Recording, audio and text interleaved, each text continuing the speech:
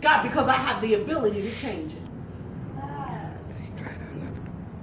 Been praying every morning at 6 o'clock. You know I'm expecting change. I'm expecting God to answer what we've been praying for. We're not getting up and praying just because, you know, it's what we do at 6 o'clock. We're getting up and we're praying and we're speaking over and into people's lives. People that we don't even know. Y'all know how we do. We get to praying and God say, pray for this one. And we be like, I don't even know that one. Pray for so-and-so. I had to call. I had to call girl and say, is your pastor a she? Because I don't know your pastor, but I know Jesus says she. And she said, yes, pastor. My pastor is a she. I thought, Lord, I'm calling this woman I'm calling this person a woman. It could be a man. But you know what? God knows what he's doing. Yes, he does. And so we move, and God knows. It's absolutely insane. Jesus. But you know God takes the foolish things of the world to confound the wise, is what the word of God says. And yeah, so I'm one of those foolish things. And there's a whole bunch of folks confounded. And you got to know that you are one of those foolish things. And there's a whole bunch of folks confounded. I don't even understand why God is moving for her. She don't never do what she's supposed to do. She don't never be praying when her attitude ain't never right. Her heart, I don't even understand that. You say, girl, don't even worry about that. You understand that God is sprinkling me with clean water? And he's literally taking a heart of stone out of my flesh and putting back in a fleshly heart. You know? Y'all, I blew my mind. When I read this, blew your mind. It blew my mind. I had to read it over a couple of times. What you say, Jesus? He said, right now, in your heart is beating a stony thing. It's surrounded by flesh. I'm going to take that stony thing out. And I'm going to put back some flesh. Do you understand that that means that God is literally changing everything about you? Yes. Thank you, Jesus. You become unrecognizable to yourself. Yes, God. Jesus. I know you've been saved for a long time and you think you've arrived. But this is not the end picture. This is just a picture right now. I'm looking for God to do what he said. Why? I'm a prophesy to myself. Heart. Right. Be flesh. Scared to love. Scared to have friends. Scared to move alone. Scared to do so much stuff. And God said, I have not given you the spirit of fear, but of love and of peace and of a sound mind. Oh, God. Lord, I'm going to lose my mind. He said, stop saying that. No, you're not. I was like, well, Lord, I feel. He's like, no, you don't. That's an outside feeling. I'm going to fix that for you. Because if you let this mind be in you, which was also in Christ Jesus, you're going to act a little cuckoo. You're going to start telling people, what he saying?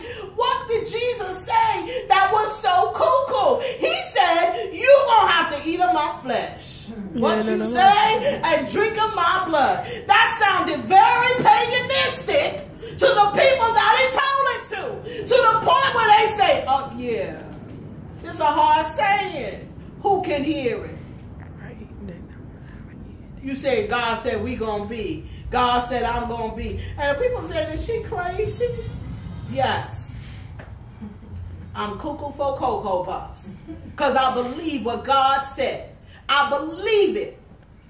In spite of what it looks like, I believe it. Don't got 2 nickels, but you know what? God has blessed me. He has made me the lender and not the borrower. What you say? I'm looking at my life and people are saying, you know, you down here, and I say, girl, your eyesight is bad because God has placed me above and not beneath. Yes, God. Prophesy to yourself. To yourself. Prophesy to yourself. To yourself. To yourself. Because God has already said it. And all you got to do is believe it. Yes, Lord. The one thing Overseer did say this morning that I'm going to put right here in this message was, God spoke it, but you have to speak the revelation. Jesus. You have to move in the revelation of what God spoke. It's like the man said, you know, God said, I'm going to have a great corn crop. I'm going to have a great corn crop. It's going to be so much corn that I'm not going to have a barn enough to put it in. And then he go and buy tomato seeds. And then it started growing, and he wondered where his corn crop at. And he mad at Jesus. Because he said, Jesus, well, you know, you said. And God said, I sure enough didn't say that. I didn't tell you to go get no tomato seed. You did that. I told you that I was going to bless a corn crop. So when you went to the store to get some seeds, you should have got some corn seeds.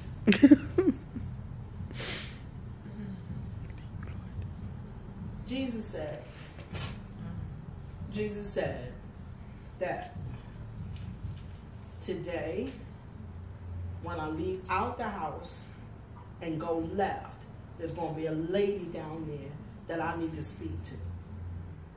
I start running late.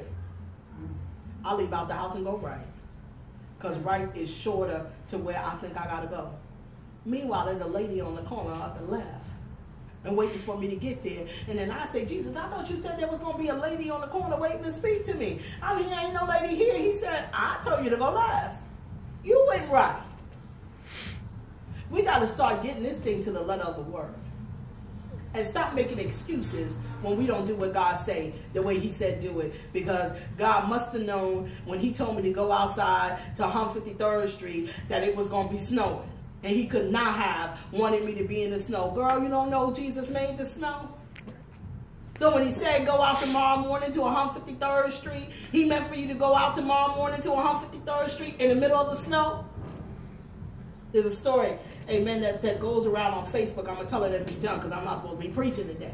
But I'm going to tell it and be done. It says that the man said, I want God to speak to me. I want him to speak to me. Jesus, you know, the preacher just said that you speak audibly, so I want you to speak to me. And so he was driving along in his car, and he heard something say, go to the store and get a gallon of milk. And so he was driving along, and he was thinking, I don't need no gallon of milk. And so he passed the store. And so then he's still in his car, and he said, God, I need you to speak to me. You know, he's in his prayer. You ever get to praying and you be in it? Right? And God be talking to you, you just be in your prayer. You be like, God, let me just get my words out. And he was like, okay, so stop at the store and get a gallon of milk. And so the man finally stopped at the store and got a gallon of milk. And he's like, I'm going to get this milk because I don't know why this milk is on my mind. So he gets the milk. He goes and God said, okay, make a right turn here. So now he figured out that it's Jesus, so he makes a right turn. And he said, okay, so make a right turn. And he says, I'm going back where I came from. Yeah, you are. Because if you had stopped to get the milk at the first place that I told you to get the milk, you wouldn't have to go backwards. And some of us is wondering, God, why does it look like I'm going back the way I came? And God said, because if you had stopped at the first place I told you to stop at, you wouldn't have to go back. But since you didn't stop and now you're listening, you got to go back twice as far. But I need you to go back. So he goes back. He comes to this little part of town where it don't look so safe to him. And now he's saying, this can't be Jesus. Because this place don't look like no place I should be.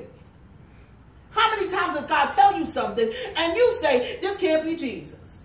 Because this place don't look like no place I should be. I say, go knock on that door and give them the milk. And he sat there for a good 10 minutes trying to figure out if he should knock on the door. Because he's like, I'm in a strange part of town. I'm not prejudiced or nothing. But I'm Lily White. I'm going to knock on these people's door and tell them God said give them milk. And God said, you need to get up now. You need to go to that door. You need to knock on that door and give them the milk. So he gets out of his car with great trepidation. He goes up to the house and he knocks on the door. A man comes to the door, very frazzled. He opens the door and he says, yes. And the man says, God told me to give you this milk. The man grabs the bag and he runs to the back. He doesn't close the door, he leaves the door open. He runs to the back. He's crying, the wife is crying, and there is a baby that is crying. And the man says, we were praying about milk. Hallelujah. Thank you, Lord Jesus. So you got to understand that when God is talking to you, somebody is waiting on you to be obedient. Because you got milk that somebody needs. You got it. Stop looking at your circumstances right now.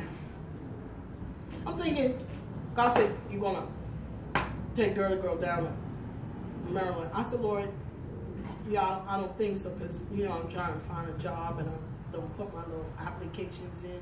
And he said, you will never have a job if you don't take that child down to Maryland. And I said, okay, Jesus, you ain't got to act like that. You ain't got to act like that. I'm going to take her to Maryland. I called, I said, all right, so I'm going to take you to Maryland. I know she was like, all right, so Pastor's going to Maryland.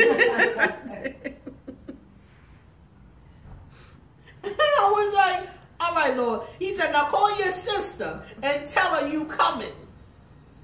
And I'm like, Lord, he's like, I said, I'm coming to Maryland.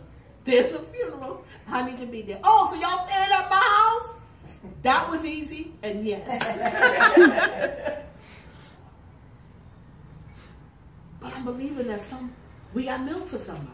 Amen. Somebody's been praying about milk. Somebody's praying, and they need you to be the woman of God that God called you to be.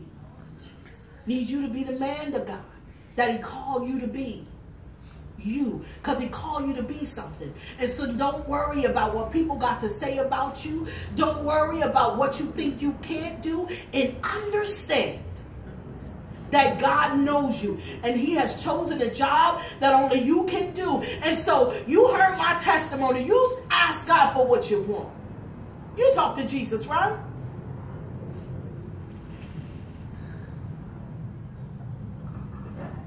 There's some stuff that God has said about your babies. God says, I don't say stuff and not do what I say. I don't say stuff and not do what I say. Even if it means that you got to wind up going 4 blocks back because you missed the first store. Prophesy to yourself. That's the word of the day. Prophesy to yourself. To yourself. Every morning I say it, and I don't know how many people do it, but I often come back to this place where God said, get up in the morning and speak. Look in the mirror and speak to yourself. Who's been doing it? I know, because Jesus said none of y'all been doing it. None of y'all been doing it. I couldn't even raise my hand because I ain't been doing it either. I've been in that mirror looking at these lashes saying, Lord, I need these lashes to last. We gonna be honest. Listen to me.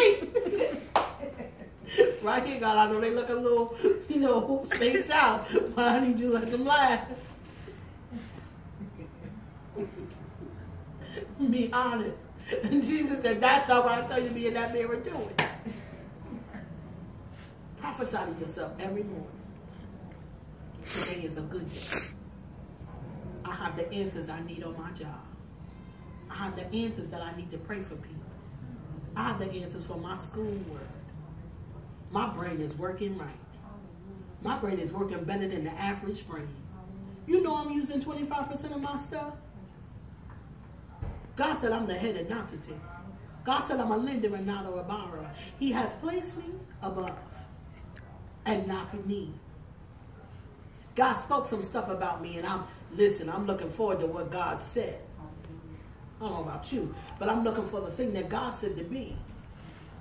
Yeah. Amen. Amen.